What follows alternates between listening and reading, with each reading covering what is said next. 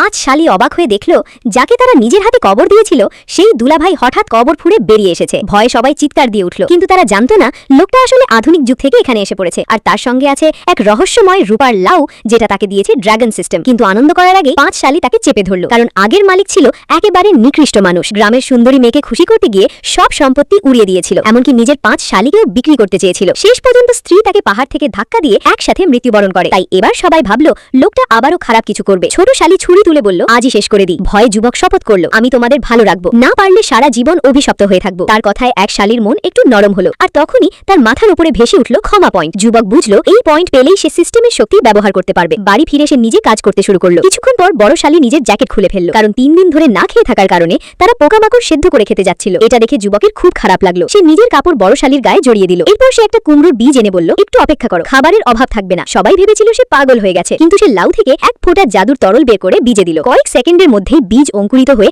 বিশাল এক কুমড়োতে পরিণত হলো। 5 বোন অবাক হয়ে গেল। সেদিন সবাই পেট ভরে খেলো। এরপর যুবক আবার জাদুর শক্তি ব্যবহার করে একটা মুদ্রা মাটিতে পুঁতে দিল। পরদিন সকালে উঠেই সবাই দেখলো উঠোনে সত্যিকারের টাকা গাছ জন্মেছে। ঠিক তখনই গ্রামের সুন্দরী মেয়ে রূপা সেখানে এসে হাজির। সে মিষ্টি কথা বলে টাকা নিতে চাইল, কিন্তু এবার যুবক আগের মতো বোকা ছিল না। সে সরাসরি বলল, বের হয়ে যাও। অপমান সহ্য করতে না পেরে রূপা তাকে চড় মারল। যুবকও পাল্টা কয়েকটা চড় বসিয়ে দিল। রাগের রূপা সংকেত পাঠাতেই গ্রামের দুষ্কৃতিকারীরা চলে এলো। তারা সবাইকে জিম্মি করে টাকা দাবি করলো। যুবক বুঝলো এবার শক্তি ব্যবহার করা ছাড়া উপায় নেই। সে শেষ ক্ষমা পয়েন্ট দিয়ে জাদুর তরল পান করলো, আর পরের মুহূর্তেই তার শরীর বিশাল আকার ধারণ করলো। 5 মিটার লম্বা দৈত্যের মতো হয়ে এক হাতেই দুষ্কৃতিকারীর তলোয়ার থামিয়ে দিল।